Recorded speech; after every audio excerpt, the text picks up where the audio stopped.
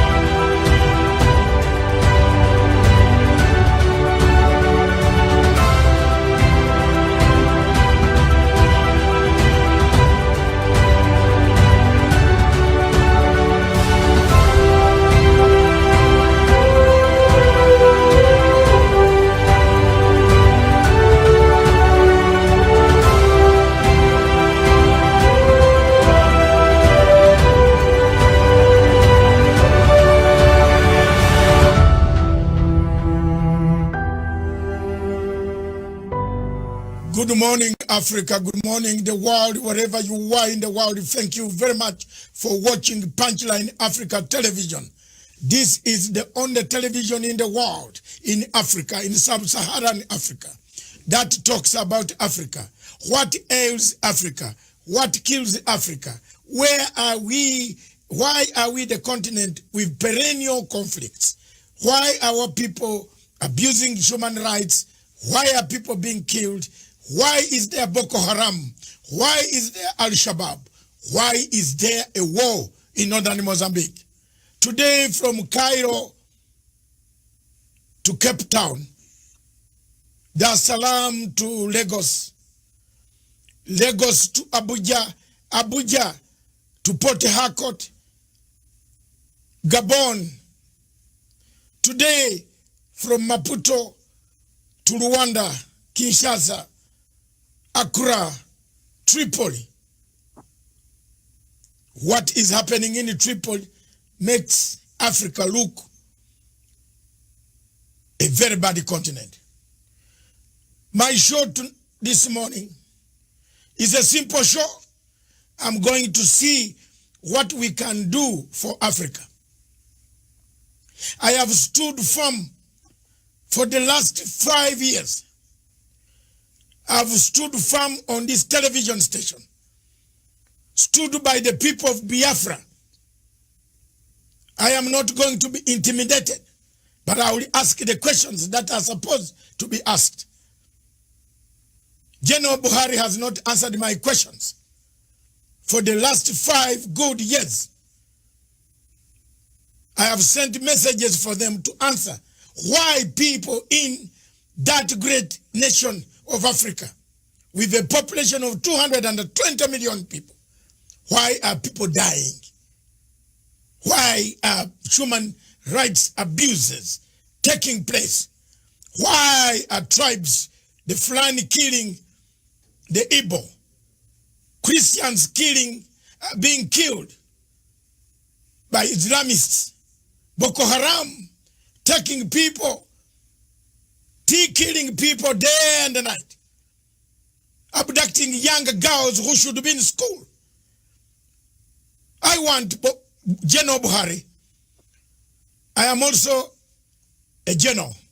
I left the army with a rank lower than yours, but in the rank of a brigadier general by rebel activities that I've conducted worldwide to struggle, the struggle for my country.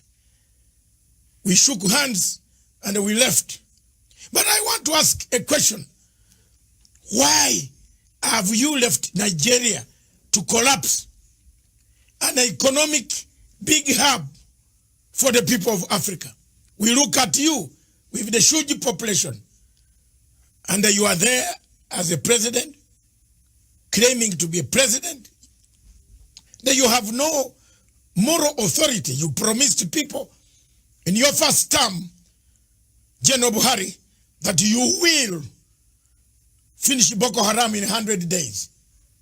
Are you part of Boko Haram? These are the questions that I want to put across. Our television station wants people to understand why Nigeria is collapsing, why Nigeria is disintegrating. Is there a state called Nigeria anymore? Because I don't see it. It has fallen to bandits, hostage takers, kidnappers, Boko Haram, people coming, corruption, people coming in the southeast killing people. The people of Onitsha. I have a friend in Onitsha who always documents everything. And by the way, Buhari, I'm also an international lawyer. I'm waiting for Fatou Bensouda to leave the scene. If they have spared you there, I'm going to take you there. I have a right as a citizen, as a member of the United Nations, as a member of International Criminal Court. My country has signed a signatory to ICC. I'll deliver you there. It doesn't need a Nigerian to deliver you in the ICC. So take notes on this show and understand we are not joking. You might joke with Nigerians whom you cut their limbs off every day. But some of us are going to take serious international channels to make sure that you land in, whether you wait as a president today or a former president, you will be answerable to the atrocities that you have committed against the people of Nigeria and the Biafran people. Thank you very much. My guest today in the studio, whom I'm interviewing, this is the general headquarters of Punchline Africa Television. We want to take the opportunity to thank the government of Republic of Kenya, the East African community, the African continent, for listening to our plea, giving us the freedom to discuss issues that destroy Africa. We have no regrets for stating statements truthfully what is going on in Africa. The truth is that there is no Nigeria anymore. And if Africans are waiting for Nigeria, and they go to AU and they say, we have Nigeria, we have Buhari, maybe we have Buhari 6.1 feet, but we don't have Nigeria. I have no good words. His Excellency, President Buhari, has to pull up his socks. We are crying for the Nigerians, for the state of Nigeria. It is collapsing. The killings, the murder, the rape, the defilement, the destruction of property, the slaughter of youth, because of one thing they ask for, freedom to express themselves, is what makes me very upset. But let me cool down and I come to my guest. My guest today is Mr. Nnamdi Kanu, the leader of indigenous people of Biafra. Welcome to the show, Mr. Nnamdi Kanu. Thank you. Thank you very much, sir. And thank you for having me on your wonderful program today. It's an honor. I've been looking forward to for a very long time. For very many years, we've been watching you, and I'm glad to be here today. Thank you very much. Today, we are honored, and we want to start off by giving you a chance for us to know you, because many of my people in Kenya, and as you are aware, Kenya is a member, is the chairperson of Africa Peace Security Council. The authorities in this country, Kenya, are watching. They want to know the difficulties that you have. Two, Kenya also has a lot of Nigerian refugees who have come to Kenya to apply for asylum, especially from the southeast of the Biafran area. They are here. And we should not keep quiet and tell lies. There are many here. They want to know in East Africa, in Uganda, in Tanzania, in Zimbabwe. I've found very many of them. Zimbabwe has given them a lot of asylum. We want to know you. Who are you, sir? I am Nnamdi Kanu, the leader of the Indigenous people of Biafra, IPOB. I represent every aspiration and hope that over 70 million people harbor all over the world. Our job is to restore Biafra in peace and not in pieces by seeking a very simple route via a UN-supervised referendum or plebiscite, as the case may be. We are here to restore our land to the way it was before the white man came. What we are doing is nothing against Nigeria per se. What we are trying to say is Nigeria as presently constituted is not working, and we are doing all we can to try to raise the levels of human development, of our understanding, education, health sector, the economy, and all the rest of it. If we continue to remain in Nigeria, not just are we going to suffer, but the whole continent of Africa is going to suffer as a result, as a consequence of the ineptitude, the corruption, the backwardness, the retrogressive mindset of the people who are presently in charge of that very place. Initially, most people tend to see us as not being Pan-African enough. I am a Pan-Africanist. I believe in the unity of the African states.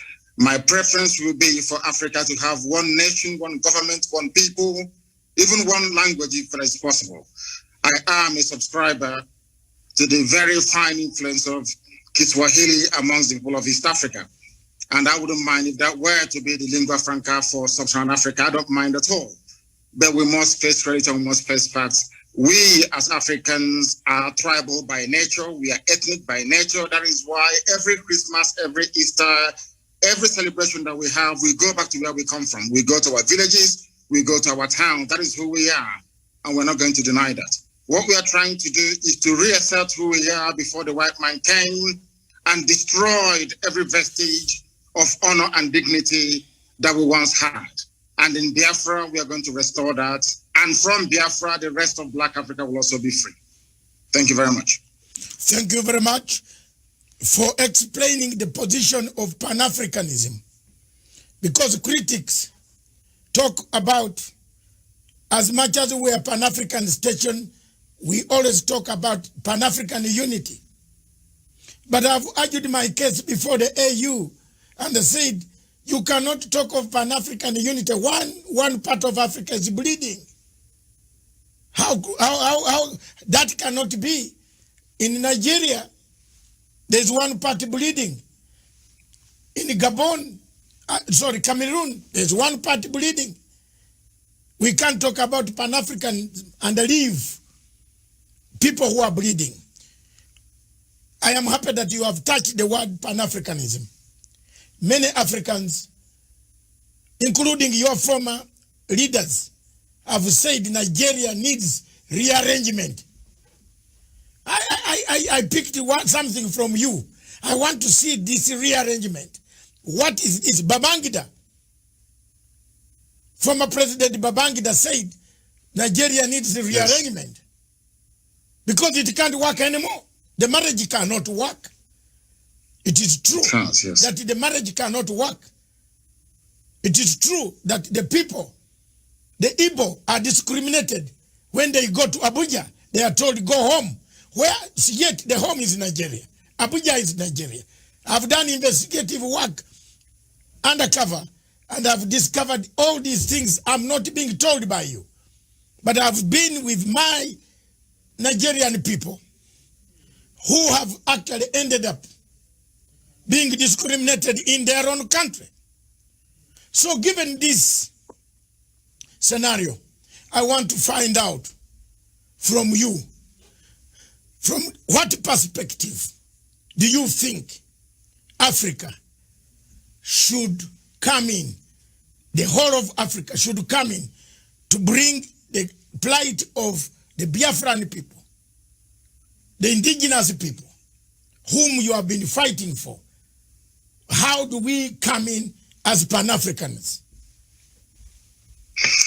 How you can come in is by doing what very courageous leaders in Africa did in relation to the case of South Sudan. Because in the case of Nigeria, the center can no longer hold. Everyone knows, the whole world is aware of the fact that we are ideologically, psychologically, culturally, religiously, and socially diverse. There is no meeting point. It's a very good thing that you talked about East Africa, for instance. In East Africa, there is some semblance of cohesion because Kiswahili is the lingua franca. Perhaps somebody from Uganda may understand somebody, or should I say some people from Tanzania. Some Tanzanians may be able to understand somebody, let's say, from Rwanda, because they speak the same language, they have the same understanding.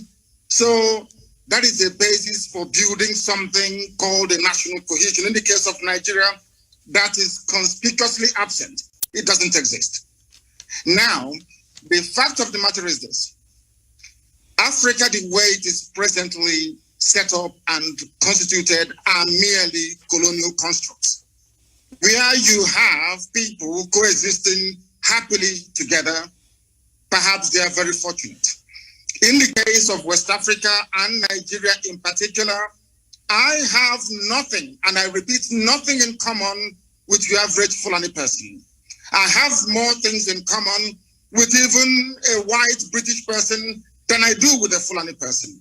I mean, we have nothing in common. Their value system is markedly different from ours. We cannot see eye to eye. I give a very simple example. The recent case of the banning of the movement of cattle on foot in the southern part of Nigeria, for instance. In the north, that is a normal thing for them to have. But in the south, it is absolutely strange having people walking around your neighborhood with AK-47. At the slightest provocation, they kill people. That type of culture is alien to those of us from the south. And that's what we are trying to say. And it's a very good thing that we are not alone in seeking for a distinct, or should I say, separate identity. Our Oduduwa, our Yoruba brothers are also asking for the same thing, because they too have come to the realization that this Nigeria is unworkable. The Middle Belt is doing the same thing. It is not born out of hatred for anybody. That is the mistake that people keep making all the time. Most analysts and, should I say, news journalists tend to think that somehow we hate Nigeria. Of course, that is not the case. What we deplore, what we detest and cannot live with is the level of hypocrisy, the level of ethnic jingoism going on, being, of course, perpetrated by the Fulani people.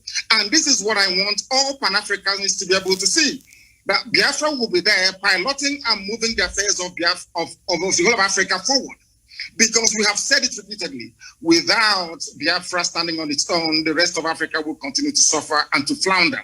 And for us to be able to get to where we are supposed to be to, there has to be a very comprehensive and holistic rearrangement of the present state of Nigeria. You are well aware. I ask you to go and read at the comments and statements coming from Katrina Lang, the British High Commissioner to Nigeria, every international norm and diplomatic protocol. That's what's happening in Nigeria. Nigeria doesn't exist as a country. It's not a nation. It's not a state. Nigeria is just a merely business enterprise. That everyone with a vested interest in Nigeria, by which I mean most European countries with their companies in the oil and gas sector in Nigeria, all they want to do is to exploit and to take away without adding anything in. Ogoni hasn't been cleaned up. People are dying in River State, right across from Iguacha and then the coastal region. Everywhere you go, there is mayhem and disorder. In Lagos this morning, the same thing. Everywhere you go to, Nigeria is crumbling because there is a palpable agenda of the Fulani Janjaweed Caliphate to take over the lands belonging to indigenous populations. And we have said no to that. We're not going to allow it, and we're not going to have it. Okay. Thank you very much. You brought me to a very serious question. A question that has been nagging both the locals, Africans on the continent, and the question of external darker forces. You have just mentioned people who are running the show, the oil companies, for example. They are watching.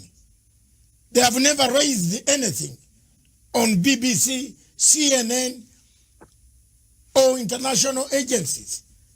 we don't hear, apart from we struggling as Africans ourselves, these agencies are not helping to say there are human rights abuses in Nigeria. For example, Nigeria, the American embassy closed its consulate in Abuja because of the huge numbers of people applying for asylum to go to the United States. But American embassy did not go far, and the American government did not go far to condemn and put sanctions on Buhari for failing to contain the malaise that has killed Nigeria. 2, if you look at the Total Oil, Shell BP, they have taken part in extraction of minerals, oil, and so on and so forth. They are doing it when they are seeing human rights abuses in the southeast of Nigeria. What do you say about that? It is because we allowed them to. Total is an oil company, is a private concern. Of course, it's a huge corporation, we know that. The same goes for Shell, for BP, for Halliburton, for ExxonMobil, and all the rest of them. They operate the way they like in Africa because we've allowed them to. I was in Texas a few months ago. Most of these oil companies are there. But the type of environmental degradation and damage that we're witnessing in Biafra land do not obtain in Texas, because there they have laws governing their operation, how they exploit, how they, extract and distribute this very vital natural resource. But because Nigeria, I think it's a cliche that Nigeria is corrupt. What people don't understand is the depth of the damaging effect of corruption that you have. And I'll give a very simple example. We cannot expect white people to have regard for us when we do not have regard for ourselves. That can never, ever happen. Do you know that in Nigeria they import fuel? Are you aware that Nigeria imports petrol? Yes, I've seen the queue. I've seen the queue at the petrol station, yes. Do you know that Nigeria imports kerosene? Oh. They have 5 viable state-of-the-art refineries. Not one of them is functioning, not one single one. When white people are operating in such an environment, seeing how foolish and how stupid the entire country is in terms of their priorities, how do you then expect them to have respect for you or have regard for you? They can go into our land, they can pollute it. Katrina Lang, the British High Commissioner to Nigeria, can be running the show, or she likes, because there seems to be a recognition that these people do not reason like human beings. That is the fact. That is the fact. Tell me what an ambassador will be doing, crisscrossing the entire nation, telling them how to run their security architecture, telling them who to kill and who to spare. Our lawyer had the mom killed 2 days ago. Barrister Okorafo, the mother was assassinated only 2 days ago, all because he was exposing what the army is doing to innocent people. That tells you all you need to know about Nigeria. Nigeria is an albatross around the neck of Africa. Nigeria is the only country in Africa actually dragging Black Africa backwards because of their ineptitude, because of their criminal mindset, and because of the drive of the Fulani to dip the Quran in the Atlantic Ocean. That is the problem. There is nothing wrong with Islam, don't get me wrong. There are some very wrong interpretations of the religion of Muhammad that the Fulanis are using as the driving factor in their push to take over the land belonging to the indigenous people all across Nigeria. They've done the same thing to a relative extent in the Middle Belt. They took a chunk of Yoruba land in Ilorin, where they have an emirate today. The same thing they're trying to do in our land, and we said no to it. And the whole world is there. The US mission is in Nigeria. The UK is in Nigeria. EU is in Nigeria. The UN is in Nigeria. And there is wholesale murder and slaughter of people going on in Biafra as I speak to you right now. This very minute. The same people, they claim they know where Boko Haram is from where they launched the attack. The same country is openly supporting ISIS in West Africa. Go to the newspaper pages yesterday, you will see it there. Nigeria government actually supporting ISIS to take over the terror franchise from Boko Haram. They're not hiding it anymore. There's a terrorist who is there as a minister. Now tell me which country in the world will allow a terror sympathizer to be a minister of state? Only in Nigeria. How can such a country be allowed to exist? Because of what some corrupt people are gaining in America. Because of what some corrupt individuals are gaining from Europe. Because of the corrupt tendencies of Catherine Lang, who is the UK High Commissioner to Nigeria. That is what is happening to us. And because we have now risen up to challenge this very orthodoxy of repression and oppression, that is why that woman keeps gallivanting all over the place, deciding who should live and who should be killed. It is not the fault of Total, not the fault of Shell, not the fault of Mobil.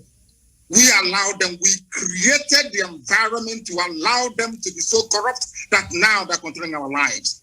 And that is what Biafra will be to an end. I did not say that Biafra will stop the business of Total. I never said I will not do business with Shell. No, not at all. But it has to be business between two human beings, not a set of human beings and one set of animals. Thank you very much for that question. Let me come back to the question of referendum. You parted ways, and most of us have parted ways with Buhari about the referendum.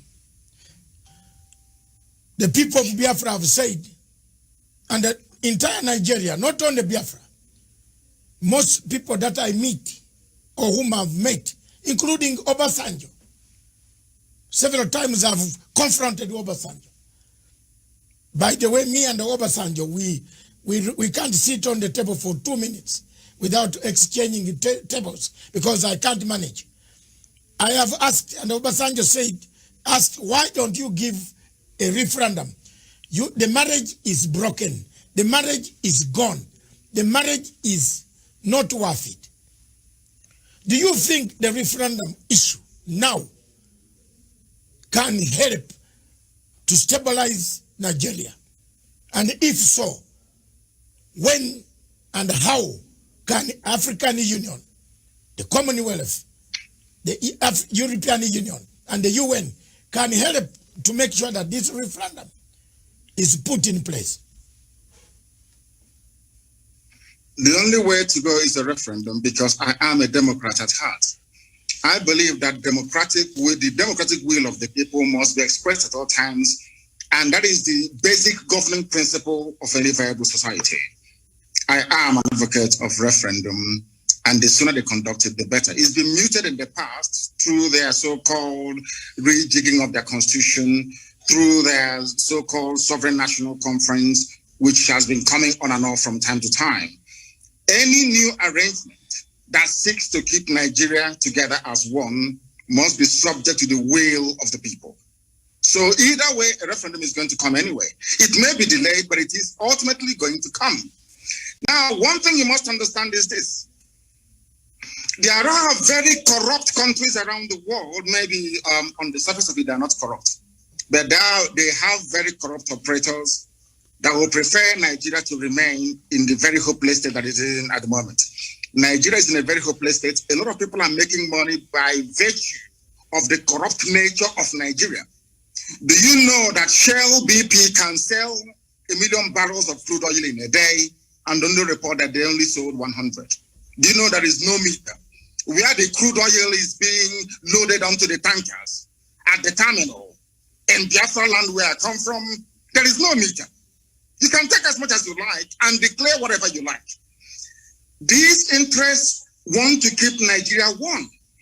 Every ambassador to Nigeria gets a welcome handshake of $1 million. Once you're posted to Nigeria from a well-to-do country, so to speak, the ambassador is bribed immediately there and then. That is how you start your work. You will not believe what I'm about to tell you. Do you know that the U.S. ambassador to Nigeria organized, or should I say convinced the Biden administration to allow the U.S. military to come for an exercise in the Gulf of Guinea in order to checkmate Biafra and Ambazonia, freedom fighters? The same people did not go to the north, where they have Boko Haram, where they have ISIS, where they have Ansaru, where they have Fulani headsmen terrorists. People tormenting, killing, raping, kidnapping, and pillaging on a every blessed day they do this. Do you know that it is not the recommendation of the U.S. ambassador to Nigeria that U.S. must commit their troops to the north? but they are in the Gulf of Guinea exercising, saying that we're there to fight crime both on land and on sea. But there is no crime going on. The places where the crimes are going on are all in the Sharia law. And I want to bring you back to this idea of referendum once again. Do you know that the Northerners, the Fulani people, they agitated for Sharia in the 12 northern Fulani-controlled states of Nigeria, excluding Middle Belt? Do you know that your good friend, as you are saying, Obasanjo, gave it to them? It's not my no referendum. They're your good friend because I hate him more than you do. Okay. The man is a joke. Let me tell you this. Do you know that the Fulanis campaigned, including Buhari, of course, the late one who is in Saudi Arabia somewhere in a shallow grave? Do you know that these people campaigned for Sharia to be introduced in Fulani-controlled northern states? I think about 12 or 13 states. There was no hoo-ha. Nobody opposed them. In other words, the Fulanis themselves have divided Nigeria into two by virtue of their insistence on having Sharia. That is why today the Chief Justice of Nigeria is a Sharia lawyer, not a secular lawyer, not a secular judge, a Sharia court judge elevated to the position of the Chief Justice of a secular federation. Now you tell me. Your Excellency, Nnamdi Kanu, is this the man, the Chief Justice, who said his papers were eaten by termites? That's correct, yes. It's him. Oh my God. That's the type of yes, continue. It's him. He is a Sharia court.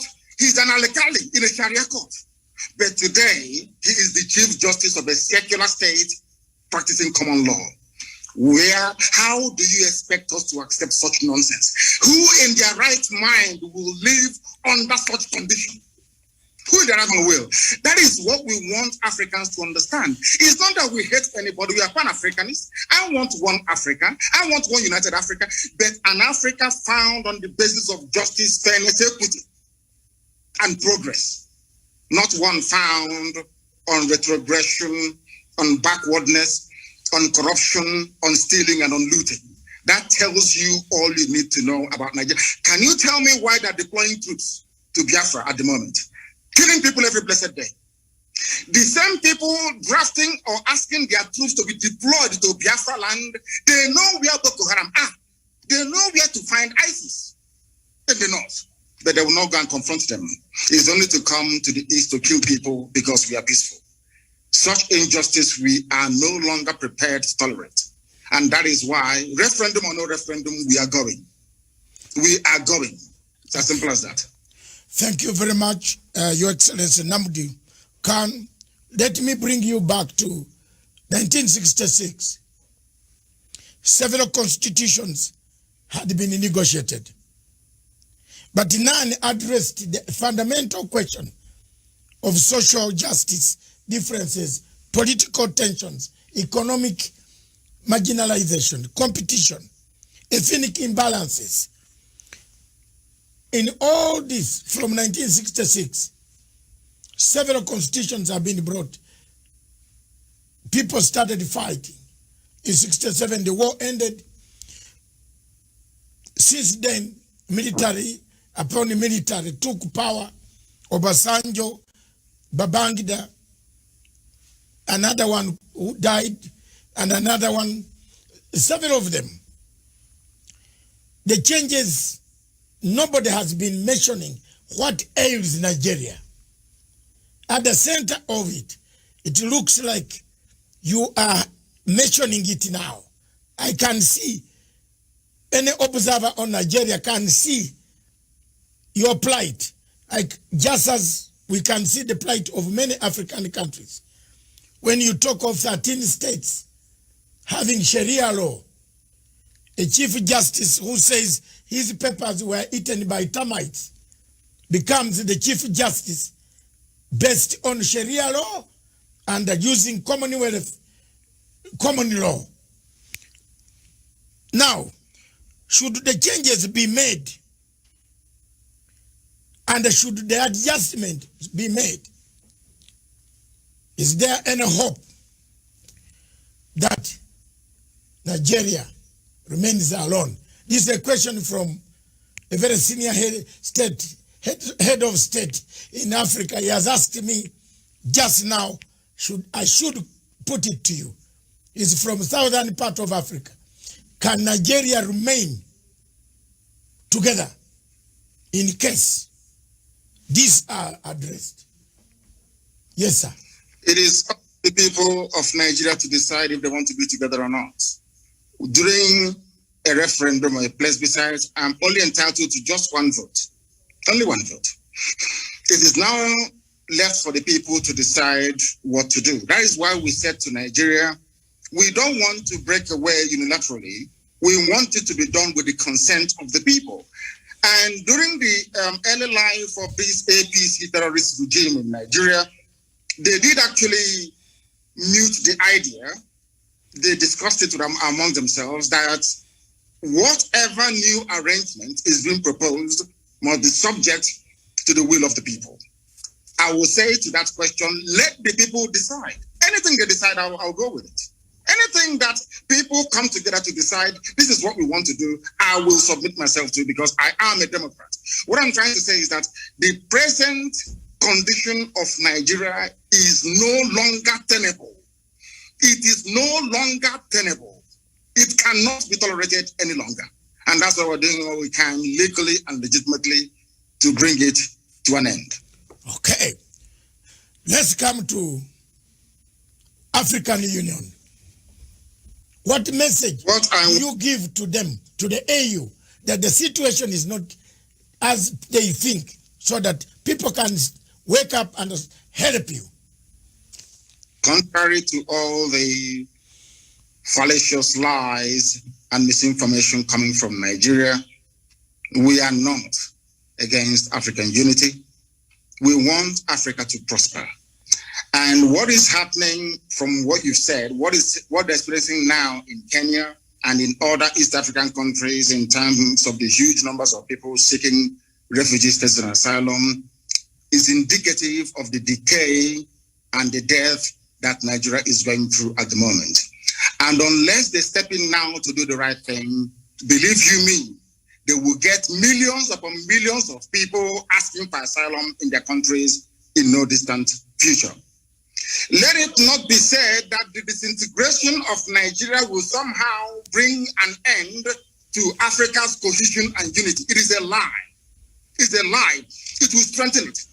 Nigeria is the country dragging Africa backwards, being purportedly the most populous nation, black nation in the world, with vast reserves of oil and gas in my land in Biafra.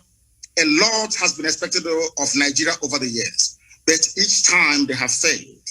If you go to a place like Rwanda that I'm sure you have been to, if you go to Kigali and see what Paul Kagame has been able to do with meager resources that they have, I am sure the same transformation is taking place all across Ethiopia, taking place all across Kenya. You can see viability of economic life and prospect. None of that exists in Nigeria. They only sell crude oil and they import everything, including refined petrol as well.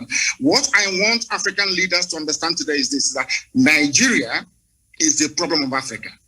If you terminate Nigeria, it's like a cancer growing somewhere on the body of Africa. Once you get rid of Nigeria, believe you me, Africa will spring to life. Let them not be deceived. Don't allow yourselves to be deceived to think that we need this huge country with huge population and vast natural resources to be relevant in the world, on the world stage. That is a lie. Because the size of Nigeria, the way it is today, was predetermined by our colonial masters. Britain said, we want to use Nigeria to influence every other country in Africa. That was their game plan. Britain wanted to control Africa through Nigeria. It's there in the official documents. And I'm saying to Africans today, don't allow that to happen. As you say, the level of Fulani mediocrity in Nigeria has made it almost impossible. The best way for us to go is for Africans to understand that Nigeria is a tumor, a cancerous tumor, very dangerous one. Cut it out and Africa will be free. Okay. Thank you very much. I just want you to take a slow pace now. I want to come to ask a question that has happened to me also. We seem to be swimming in the same field. That's why you see we are the same. The loss of your parents, you did not attend. I also did not attend the death of my father. I have never buried him. I am in the same category like you. I want us to go slow and say, we are not allowed to attend to bury your parents. How did you handle this? I know I am slightly older than you in years. I have handled. Are you sure? Yes, I am. Are you sure? I'm 65. My goodness, you look very young. Yes, I'm 65. And that's very good. I have, when I lost my parents, I was also in exile in Britain, and I could not bury them. How did you yourself handle this matter, and how do you encourage others? There are millions of refugees on the African continent, in South Sudan. Some of them don't know where their parents are. But the people have gone to make political leadership, but they have forgotten accountability. That's why South Sudan peace process is collapsing, because there's no accountability. So how did you handle that? And did it encourage you and give you resolve to keep pushing for a better Nigeria or a better Biafra? Please. It keeps me pushing for a better society for everybody. Everybody, not just within Biafra or within the wider Nigeria, but across Africa as a whole. Because what concerns one black person actually should concern another black person as well. I put my parents' murder by the Nigerian state into context. The only thing that matters to me is the freedom for Biafra, of which I am prepared to pay whatever price that God requires of me to pay in order to ensure that Biafrans are set free. That was how I managed to, should I say, compartmentalize that very grief at that moment in time. And I might also add that my mother-in-law is dead as a result of the same thing. 2 days ago, one of our lead attorneys, they actually threw a hand grenade into the mother's car and killed her and burnt her body only 2 days ago. I see these things as necessary sacrifice that we must go through in order to restore Biafra, that is essentially the kingdom of God upon the face of this very earth. For that, we are prepared to pay whatever price that we are called upon to pay to ensure that the people of Biafra and every other ethnic group being oppressed in Nigeria and wider Africa is set free. That's my mindset. And that was how I dealt with it. As horrible as it was that I couldn't attend as the first child and as the first son, my father's burial, my mother's burial, but I see them as being very essential sacrifices that one has to make in order to ensure that his people are set free. Thank you very much. I am also the first son, so maybe that's why I started fighting for the Biafran people. Let me come back, take you back to the question of Boko Haram. Yes. You mentioned one point which is very clear. Security agencies across Africa would like to know what ails.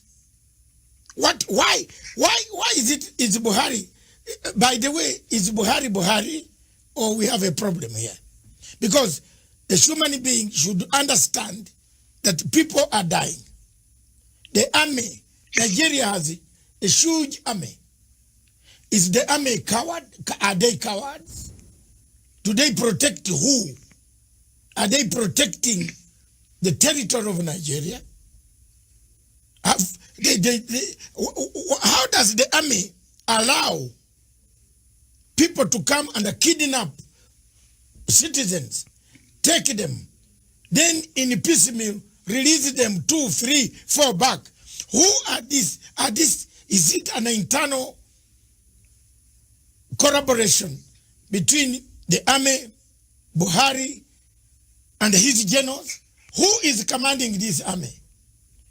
Surely the army that cannot even rescue 5 students from girls who have been abducted.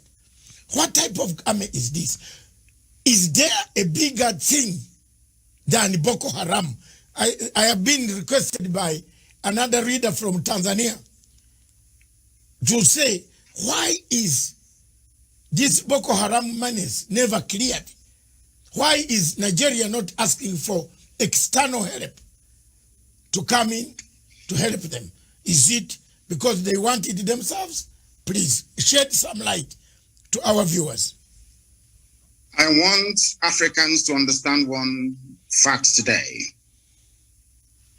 The entire terror architecture in Nigeria is hinged on the political aspirations and hegemonic tendencies of only one tribe, the Fulani. We have no issues with the Hausa, the Bachama people, and all the rest of them. It is the Fulani. And this game plan has been in existence for a very, very long time, nearly 200 years ago. And they must execute it. I want Africans to understand that only the Fulani tribe alone financed and sponsored almost 6 terror groups exclusively by themselves.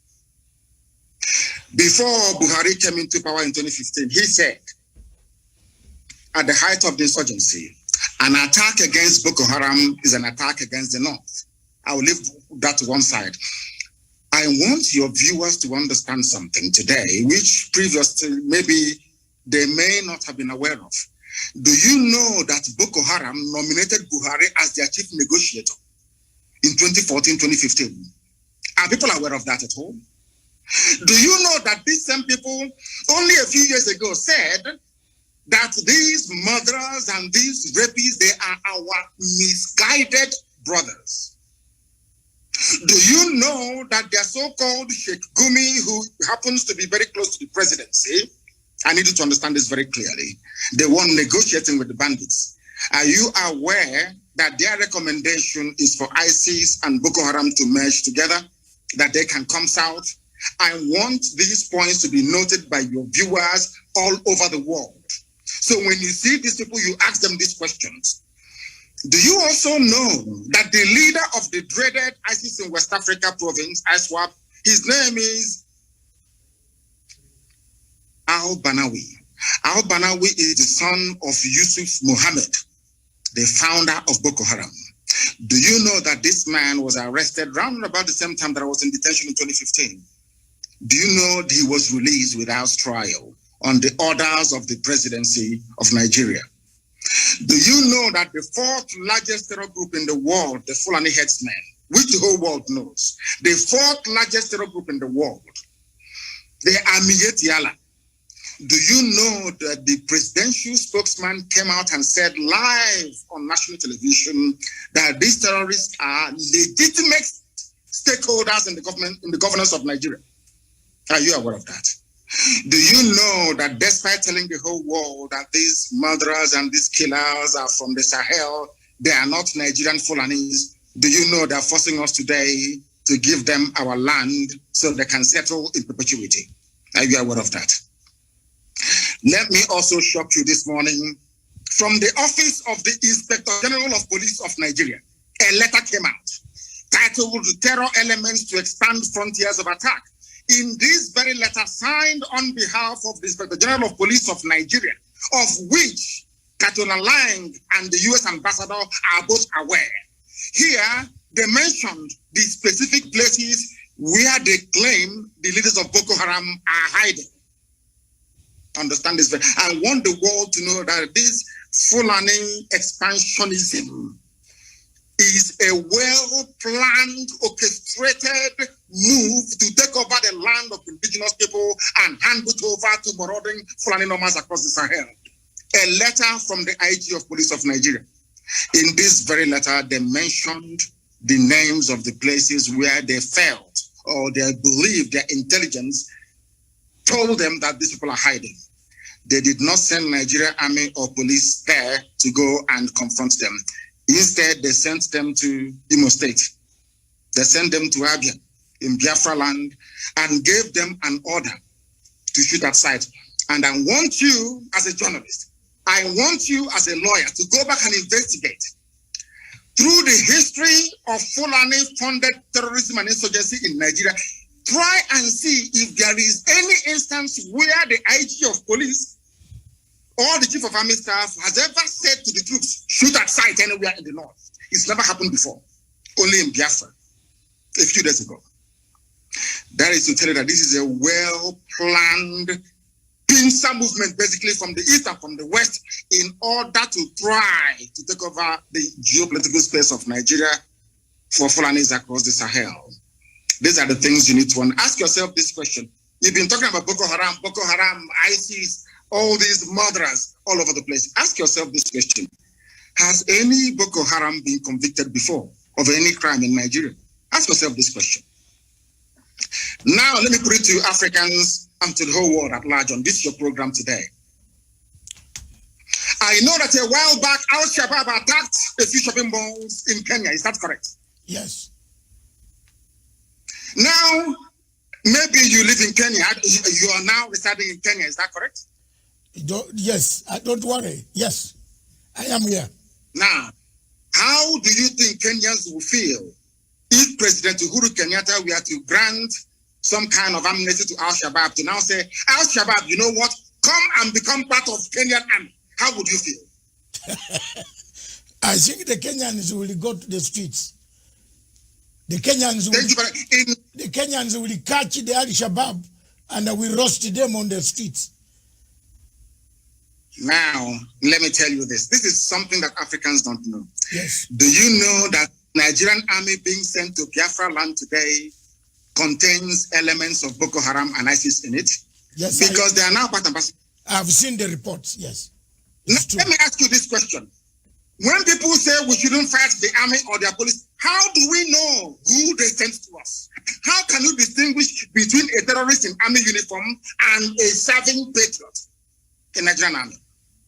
That's the question I'm asking the whole world to answer. How do we know? They incorporated terrorists into their security architecture. How do we know who is who? Okay. How? How? Thank you very much, Your Excellency. Let's just take a short break and take water because it is hot in here. And I think wherever you are is also hot. It is, yes. The interview is fantastic. It has generated one of the huge numbers in the history of Pan-Africanism and this television station.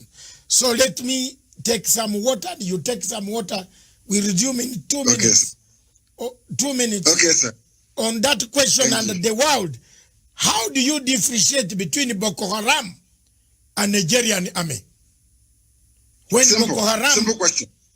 When Boko Haram has been inscripted, that's better English, Yeah. inscripted in Nigerian army to come and kill the people of the Southeast. That is the question on the table. When we return, this is Matsanga Africa perspective. In Matsanga Africa perspective, we look for hot spots. One of the hot spots is Nigeria. Is Nigeria disintegrating? Is Nigeria fragmenting to pieces? Is there leadership in Nigeria? Is General Buhari the general we saw 10 years ago? Oh, this is a different person.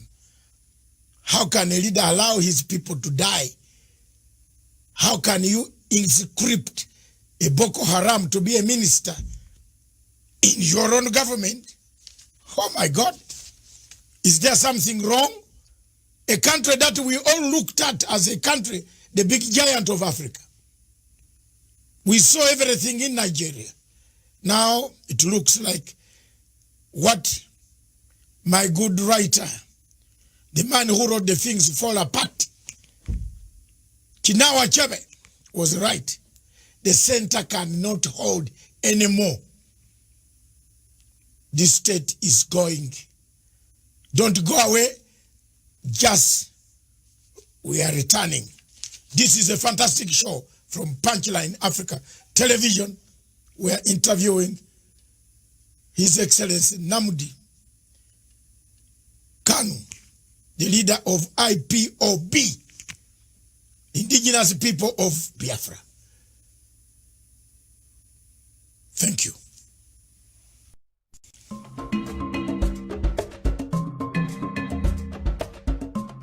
Conflicts exist on this continent. One of the most ranging conflicts on the continent of Africa is the question of Biafra. From 1965 or before that, the Biafrans had their own institutions. Before the colonial master arrived, they have agitated themselves, they have told the world they want fair treatment in a nation called Nigeria. Successive regimes have always trampled upon the rights of the people of Biafra, destroyed them, killed their younger men, assassinated many, deported many, excluded many, forceful deportation out of your own country. Time has come for the new generation in 2020, 2021, 2022, for people to sit down to find an everlasting solution to the conflict that is around that region. President Buhari promised us that he will finish in 100 days, the first term of office. Boko Haram will be dead. Today is finishing his second term. Boko Haram is even more vibrant than his own shoes. We have landed in very serious murky waters that the people of Nigeria don't know which direction they are going. The people of Nigeria, a big country with a big population, and the economic hub of West Africa and Africa, with the biggest reserves of oil, still lingers in poverty. The poverty and the rich gaps in Nigeria are wider than the distance between Mars and Earth. What can we do for our countries in Africa? How do we unite? For us, our role is to speak, to defend the voiceless, to chart our way forward, to find a solution. The only way solution can be got on the Biafran issues, the referendum, which Buhari and the government present have refused. But sincerely speaking, Nigeria needs rearrangement. If that rearrangement does not come today, tomorrow, or the other day, one day it is going to explode. People can be pushed, but they cannot be pushed beyond what Biafrans have been pushed. The suffering is too much. Pictures that I cannot show on this television. I call upon President Uhuru Kenyatta, as a member of the United Nations Security Council, to see that some of these problems should be resolved and a resolution is passed of sitting down to understand the difficulties of the nations, especially in Nigeria, in Cameroon, because the problem of Biafra is also similar to the problem of Amazonia. The English-speaking people have no say in Cameroon. They are taken as second-class citizens. Biafrans are also taken as second-class citizens in a country called Nigeria. Their problems are compounded with a dictator who has lost direction, who doesn't know where the wind is blowing from, whether east of Sahara or west of Sahara. He's going north when the wind is going north, south. Therefore, it's blown one leg going up, one leg going down. Look at the picture of Buhari standing 6.1 feet, being blown apart. Thank you.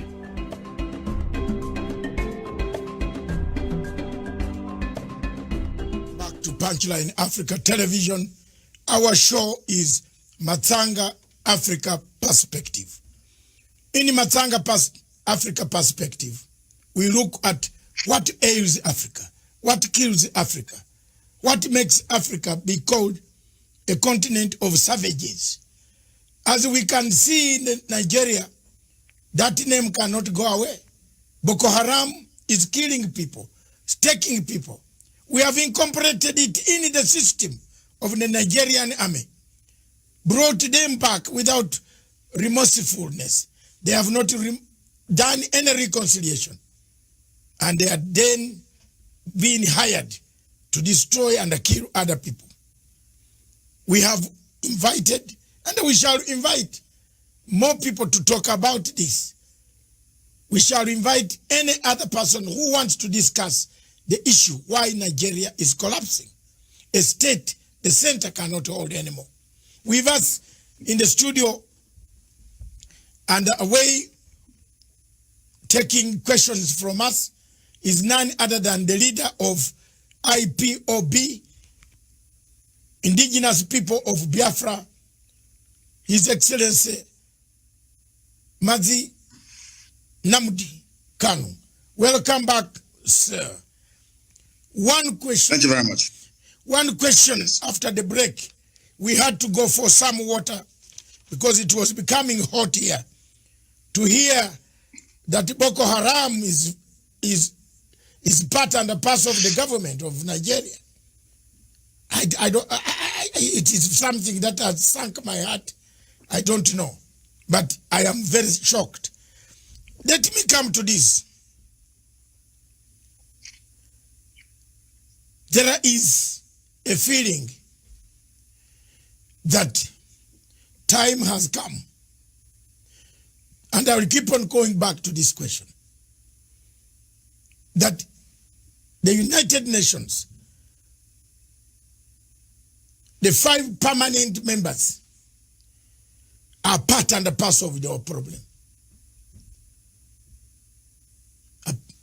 Now, because you can't exclude any, China is already in Nigeria also. Russia is in Nigeria. America has been there. Britain is there. France, through Total Oil, their presence is there. And a candid question comes. We touched it, then we went away. But it is coming back from the questions I've read during the break. Someone from South Africa is asking, surely, do these permanent members of the United Nations have eyes? Do they see? Because there are some clips here which I don't want to show you on this TV. They are very bad as far as the killings of the youth in Southeast in Biafra. The killings, the slaughter, the torture by the army, by Nigerian army. How they tie youths on their Land Rovers and roll them around the villages. I get these pictures every day from Onitsha. These are not photoshopped. These are real things happening in Nigeria. So someone has asked, does the United Nations Permanent 5 have eyes or not? What would you say to them now, today? As we find... I believe that. Yeah. Go on. They have eyes, but for some reason they have decided not to see the evil happening to Biafra. And this is what I want Africans to actually digest. Africans must ask themselves this question. Why is there this global conspiracy against Biafra? I have an answer to that. It is because Biafra portends goodwill for the whole of Africa. And they understand this very clearly. We cannot be blaming the permanent five of the UN because we are the ones that created the enabling environment for them to come in, to exploit and to do whatever thing that they want to do. I was having a very serious discussion with somebody and I said to them, do you think that the world prefers this very exploitative relationship that they have with the very corrupt, subsequent corrupt regimes that you have in Nigeria? The person said yes, and I said no. The answer is no. USA is more concerned about trade with Japan and EU more than they will with Nigeria. Because in all these economies, people want where they can ship their goods and services to be purchased. They needed to have the spending power. That was the reason behind the USA helping Germany to stand on its feet after the Second World War. The reconstruction of Europe by the US government was driven by economic self-preservation. People would want an Africa that is viable, an Africa that will be like the Southeast Asia, where high goods and services can be traded with ease. Not this very almost primitive, exploitative relationship that they have in places like Nigeria. I don't blame China. I don't even blame Britain. I don't blame Halliburton, USA. I don't blame Ajib of Italy. I don't blame Shell of Netherlands. I don't blame any of these people. We are the ones that allowed them to come to exploit us. So we cannot blame them. See, in life, when you allow yourself to become a victim and you keep playing the victim card all the time, your mindset will go into a very vicious cycle of this victimhood and you can never come out of it. And I'm saying to Black African people all over the world, if you believe in the equality of every man born, if you believe that all men were created equal by God, then anything white people can do, so also can you do it. If we cannot do what Europeans can do, what Americans can do, what South Americans can do, what Asians can do, we cannot lay any claim at all to human equality. It is our fault, not the fault of the permanent five. I go back to what I said before. It was these same people that gave oil and gas concessions to the United Kingdom. That was why they prosecuted the Biafran war for them. It wasn't a white man. These were Black people. Gowon is a Black man. It was Gowon that said no to restructuring. Obasanjo fought on the side of the colonial masters. That is the history of Africa. Joining your oppressors to defeat your own people. That's exactly what is playing out in Nigeria. Nothing more, nothing less. I cannot possibly apportion blame to anybody whatsoever. We should be blaming ourselves because in Africa, we tend to blame other people all the time, whereas the fault lies with us. The fault is ours. I remember one thing that the Chinese government said in 1999 when they took back Hong Kong. Chinese government said the 100 years of shame has come to an end. They never blamed anybody. They never blamed the British. They blamed themselves for losing Hong Kong in the first place to the British. And that is how real men should be able to appraise their condition. That we are poor, we are ravaged by poverty, disease, ignorance, and backwardness in Africa is our fault. Not the fault of the Europeans. If we decide to rise up tomorrow to say enough is enough, believe you me, we can transform Africa within only 2 years. After all, Paul Kagame is doing something in Kigali. Why can't we replicate it everywhere else? We must learn to put our people first. When a head of state gets up in the morning and buys a property in Europe, what do you expect? That means you don't love your people. When he gets up in the morning and decides to buy a private jet, that means he doesn't love his people. And these are clear facts. I cannot blame anybody for our plight. I blame ourselves for it. And that is why we are rising up. And I want to make this thing categorically clear so that the whole world can understand me. It doesn't matter what they do. It doesn't matter what the greatest powers on this earth does in relation to Nigeria. Biafra is going to be free, or we all die in the process. I swear to God Almighty in heaven. Death is better than what we are passing through right now in that zoo called Nigeria. And we must be free. I said must. We are not begging anybody for it. Before the white man came, there was Biafra. Before Britain was created, Biafra existed for over 5,000 years before the formation of Britain. How did they decide where I should live? How did they decide which identity I should have? How can a white man come from Europe and decide to call me a Nigerian? What is the meaning of Nigeria? Nobody knows. We must go back to who we are. Be proud of who we are. I am a proud Biafran. I can never be a proud Nigerian because the name Nigeria has no meaning. No meaning whatsoever. Not even in Swahili, it has no meaning. How can a white man come and create a country for me in Africa and I be holding their flag running up and down saying this is my country? Who said so? Can I go to Europe and create a country in Europe for them? On what basis is our argument of human equality when Europeans can come to Africa and create countries? We cannot go to Europe to create countries. How can that be equality? Oh. That is why racist towards us. And that is why we must rise up now, not tomorrow, to support Biafra. Biafra is the beginning of the true emancipation of black people. Ask Julius Nyerere and he will tell you. Thank you. Julius Nyerere, indeed. In 1967,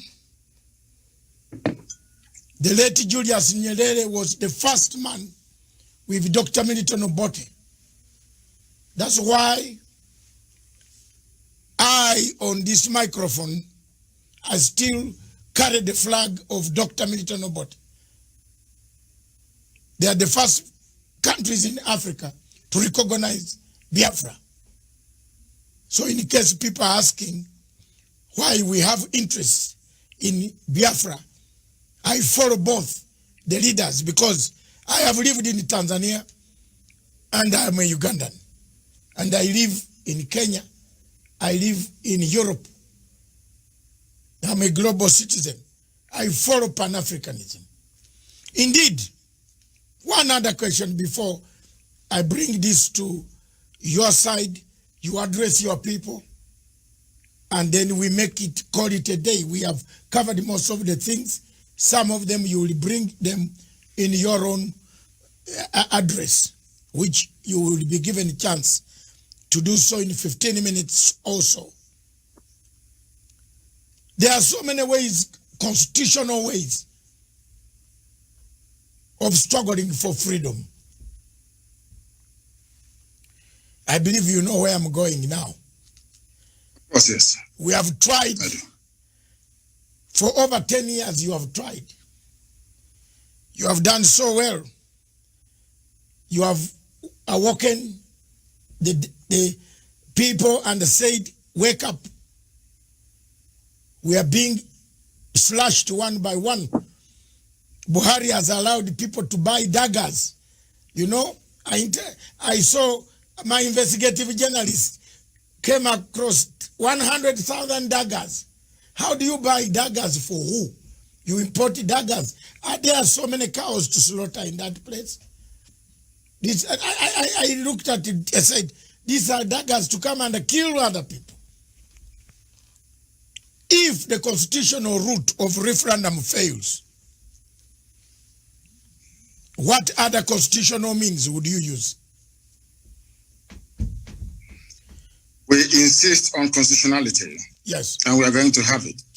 When Reverend Dr. Martin Luther King started to try to rearrange the social order in America, some people felt it was impossible to do, but eventually he succeeded. When Nelson Mandela, and I'm sure your good self, and all other anti-apartheid campaigners started, even with the support of Margaret Thatcher and Ronald Reagan, this is something people don't know, that Ronald Reagan, a very powerful president of the US, and Margaret Thatcher, of course, the young lady, they all supported apartheid South Africa. They did. They were the ones that labeled ANC a terrorist group. Some people don't know this. It was only a few years ago that the name of Mandela was, should I say, erased from the logbook of terrorists in the United States of America. People don't know this. We are going to insist on what is ours and what is right. We've been occupying our land in perpetuity since the creation of man on this very earth. Somebody came and decided to change our identity, and we said no. The person said, okay, if I'm leaving, I'm going to hand you over to a more brutal caretaker, which are the Fulanis in this case. And that is why they're killing us and killing us till tomorrow. I want to draw your attention to something very, very critical. The order given by the Inspector General of Police of Nigeria to predominantly Fulani soldiers and Fulani police people to go to Biafra land to kill people. Had this announcement been made by any other police chief anywhere in the world, believe you me, there will be someone to appear in Hague the next day. I want to read for your audience. I'm going to quote him verbatim what he said. The IG of police in Nigeria said, he's a Fulani man, mind you, don't mind the media shout, do the job I command you. If anyone accuses you of human rights violation, the reports will come to my table and you know what I will do. So take the battle to them wherever they are and kill them all.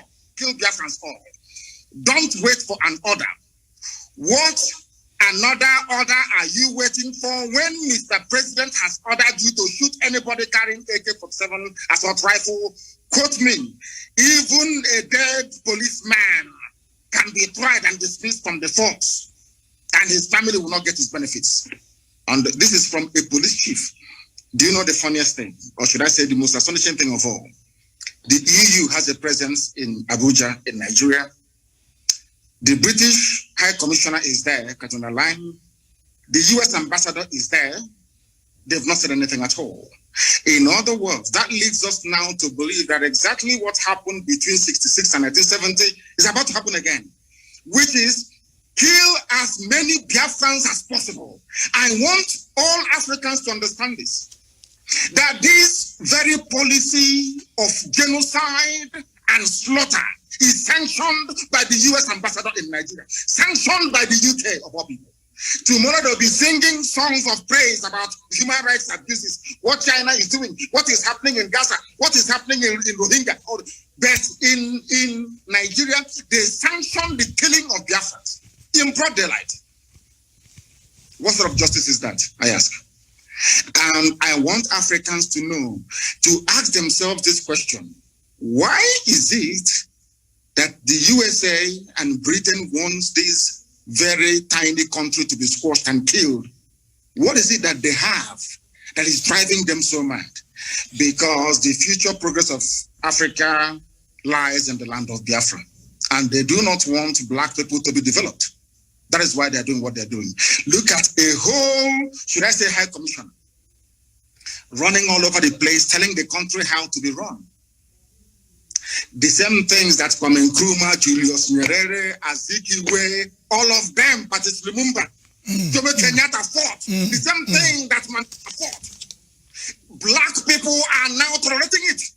The same thing we are fighting. We want independence, we want self-rule. Today, this very morning or afternoon or evening, one woman is crossing the whole of Nigeria, telling the Nigerian police who to kill, telling them who to shoot at.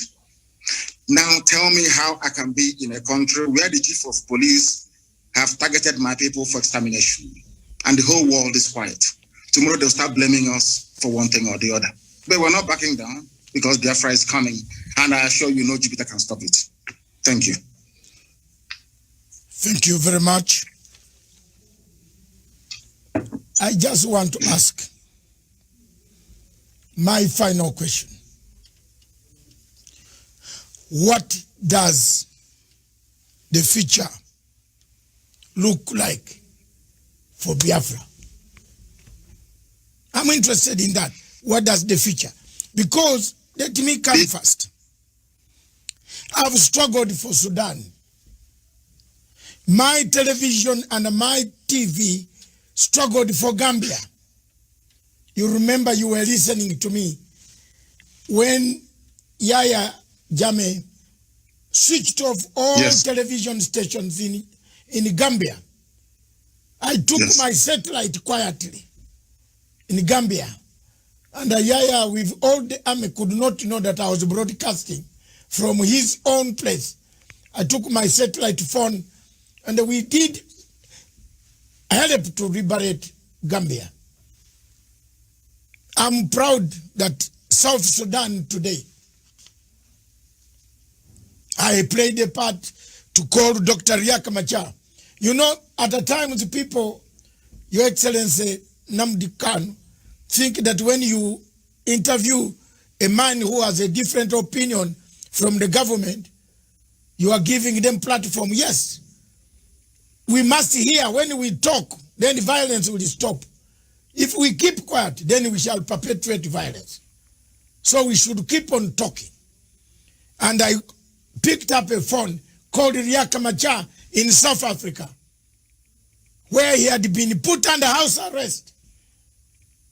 I shouted on this television to IGAD and the AU. I made a noise to the British and the Commonwealth office. I said, how do you lock a person who should be negotiating peace in South Sudan? Took about 2 months, 3 months. Riek was set free, was told you can now start the negotiations. Everything I've touched on African continent in my 65 years, I've resolved. I resolved a big, huge conflict in Uganda. I think you already know. Between the Lord Resistance Army and the President Museveni. People feared to go to the bush to look for this man, younger man called Kony. Very young, still 40-something. I went. I said, you are killing people.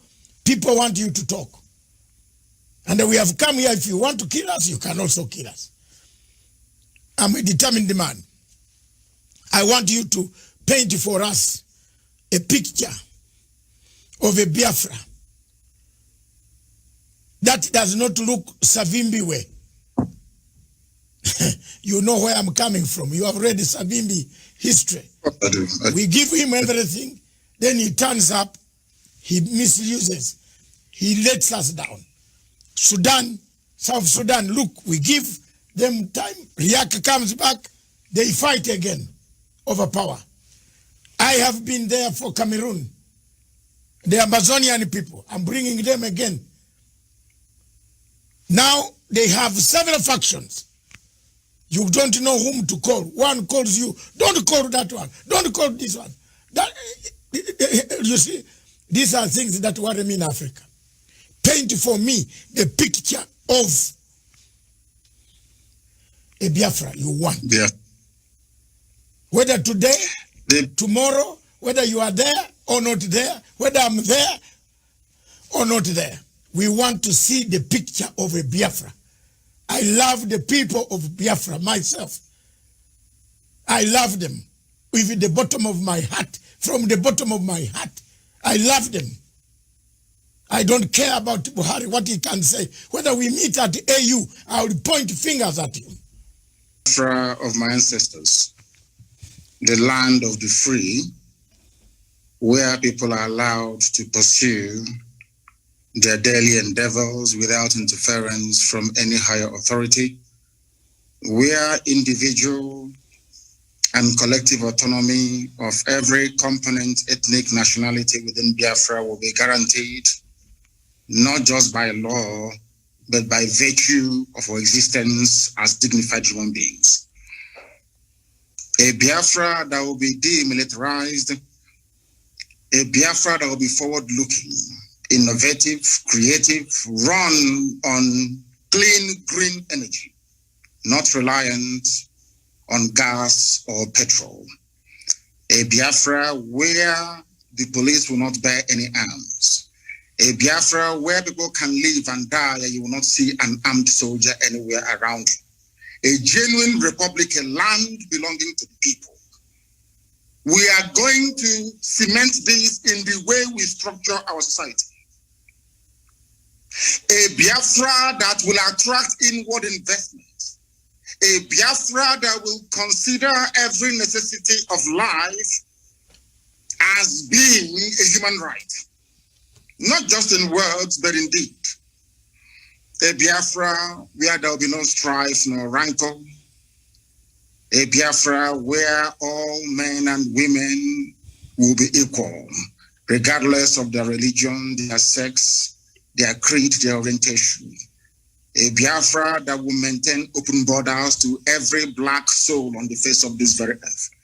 I do admit that geographically, in terms of landmass, we may not be that huge.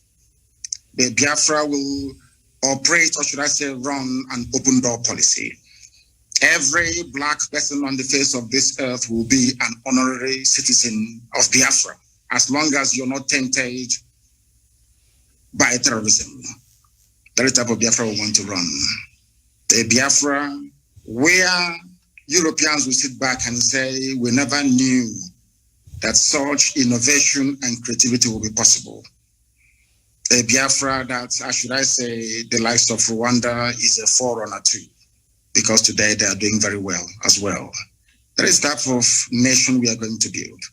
A truly democratic nation, not through the force of arms, but through dialogue and negotiations at all times. Nobody is going to lord it over anybody else. My ancestors never did. That is why we remain the only people not to conquer any other piece of territory, and nobody conquered us until the white man came and our temple fell in 1904. That is the land we're going to go back to. A Biafra of very many nations, a Biafra of autonomous nations within, governing themselves according to their own rules, where nobody will sit at the helm of power and dictate for others what to do. And we are going to accomplish it by the grace of God Almighty in heaven. Now, I know that constant references are being made to Southern Sudan. But I want to let people understand that even after the USA became free from British colonial rule, they also went through a very bitter civil war. And that did not stop them today from becoming preeminent in every sphere of human endeavor, militarily, economically, socially, in every way. So I do believe very strongly that Southern Sudan will rise up to be strong once again. All these are teething problems. You also mentioned the issue of factionalism.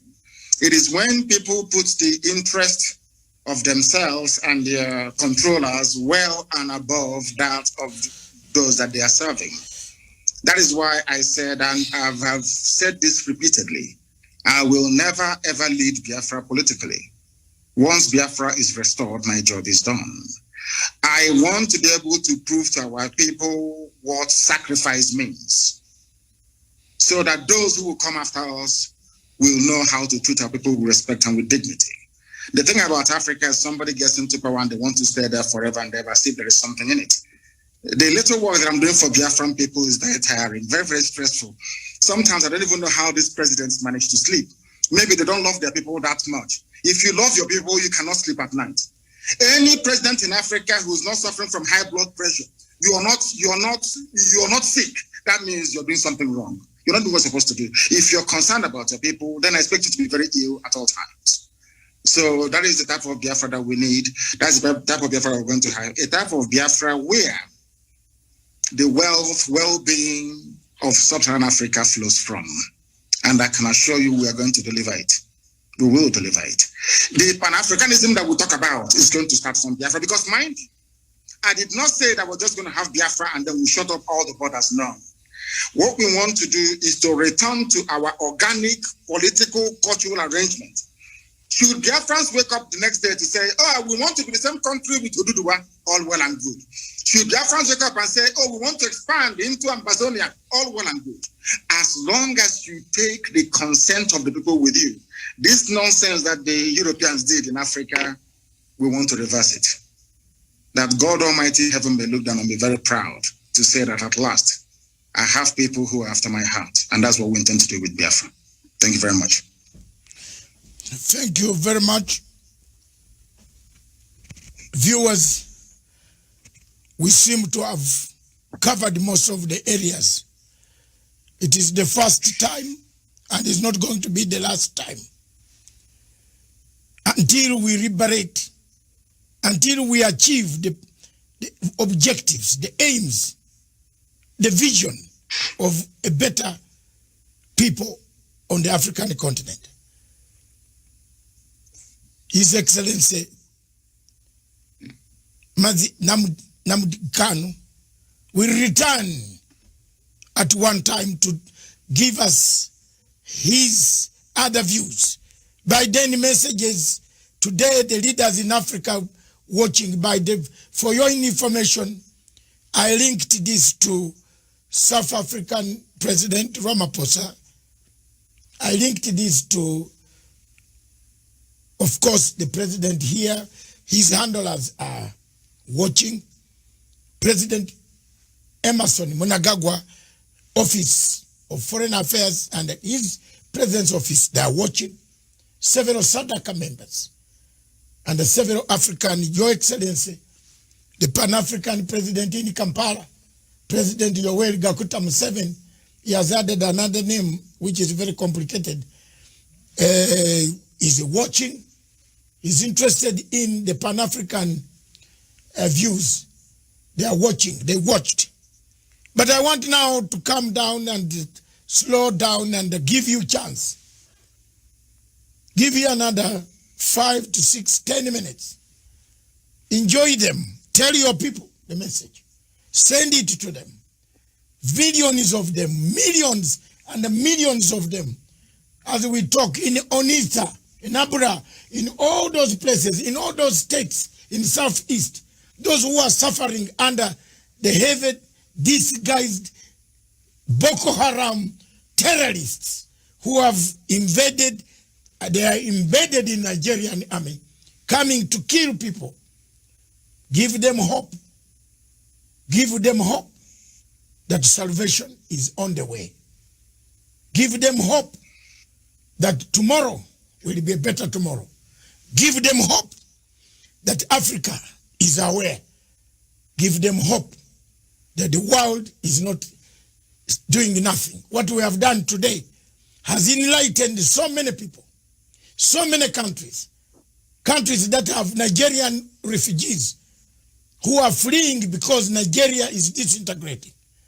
They are benefiting from this program, and it affects the security of the entire Africa. This floor is yours. Take it away. Thank you. Thank you. Thank you for having me on this program. I've been a very big fan of yours for very many years, and I have studied you extensively. Once again, accept my most humblest respect to you and to the entire crew that put this thing together today. I want our people to understand one very thing. At the end of this very race, Biafra is going to emerge. It doesn't matter what anybody does. And to our African friends and brethren, I want them to also understand this. We talk about Pan-Africanism. Pan-Africanism cannot take off without Biafra, because we do need a genuinely free country in Africa to be able to drive that very critical and important initiative. We are seeking to build a country that God Almighty in heaven will be very proud of. And though the Janjaweed, the Fulani Caliphate, have sent their armies of conquest into our land, that this very day, we don't even know if those who are killing us are doing so on behalf of the Nigerian state or they're doing it on behalf of the Islamic Caliphate.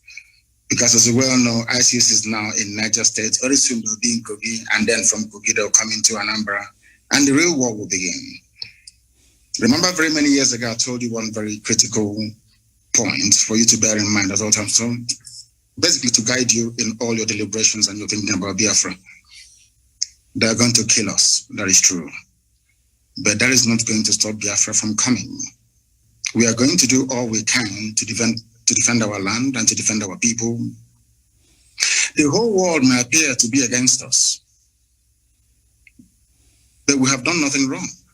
That is the most frightening thing about this whole thing. If you ask the world, what did Biafra do wrong to you? Nobody can tell. Nobody can actually explain to you properly, because they want a world where very illiterate, nomadic set of people will be in charge of governance, where you have refineries and they're no longer working, where you produce oil and gas but still import kerosene and fuel for your cars, where they want to impoverish the people. For those who may not be acquainted, or should I say familiar with the book that one of our very good friends wrote in years gone by, Walter Rodney. He was at Dar es Salaam University where he was assassinated by the CIA very many years ago. Walter Rodney wrote a very compelling book called How Europe Underdeveloped Africa. What we are witnessing today is precisely what he was trying to explain to us. If you allow yourselves to be taken over by greed, by self-preservation and the trappings that you find in North America and in Europe and in Far East Asia, you will never ever develop your land. We are fighting for Biafra that we may restore our lost dignity. We are fighting for Biafra that Black people all over the world may be set free at last. We are fighting for Biafra not that we may have or commence the building of a large empire, not at all. We are asking for a Biafra where we can live and die with a semblance of dignity. Because right now people are dying, but there isn't any dignity. We must stand very tall and very strong, resist our enemies. That thing that we are thinking now that is impossible to accomplish very soon, you will say it. We must remain resilient. We must remain devoted. We must remain unflappable. We are not going to retreat, not one iota. If at the end of this race there is only one Biafran man and one Biafran woman left, may they continue to expand. They killed us, 5 million of us, after the war. After the war in 1970, we had lost 5 million people. But there we are still the largest ethnic bloc anywhere in the entire Nigeria, because God is faithful. And at this very critical time, this very Elohim that we worship is not going to abandon us.